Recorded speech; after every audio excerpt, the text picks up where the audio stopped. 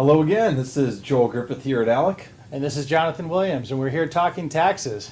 You're watching this today, and today is Halloween, and it's at a very opportune time to point out that opponents of tax reform are doing their very best to scare the living daylights out of the American public on tax reform.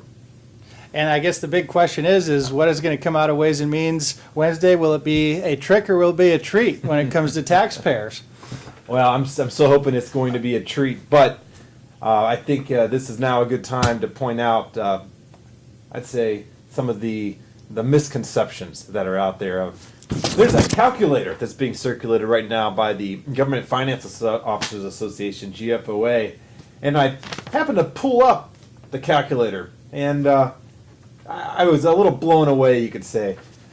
According to the calculator, if you're a middle-class person earning about $42,000 a year in Fresno, California, tax reform is going to be a $2,000 tax increase. And that sounds absolutely horrible. Who would want to raise taxes on a middle-class family making $42,000 a year?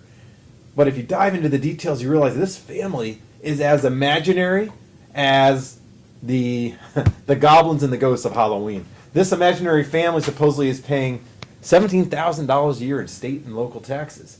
Nowhere in this country, and there are some very high tax areas, nowhere in this country is anyone paying a 25% tax rate on their income. Why would someone share this type of information?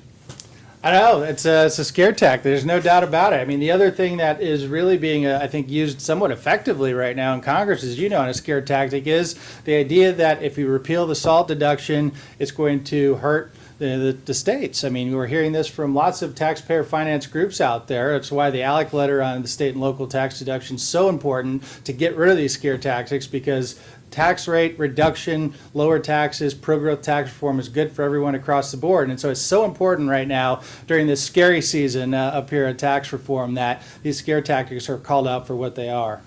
That's right. One of the arguments is that state and local governments will be impacted. The fact is, eliminating this deduction does not at all change the tax structure of state and local governments. What it says is that from now on, when a state and local government, when they impose a higher tax rate, they will not be able to suggest that other people living elsewhere will foot a good portion of that bill. We're all for lower taxes, but people should take care of that business back at home, keeping spending and taxing in check in their state capitals, which is, after all, what we conservatives and those of us who believe in federalism should be advocating, is those decisions should be made in the cities and states, not up here in Washington, and not have their costs socialized across the rest of the American public.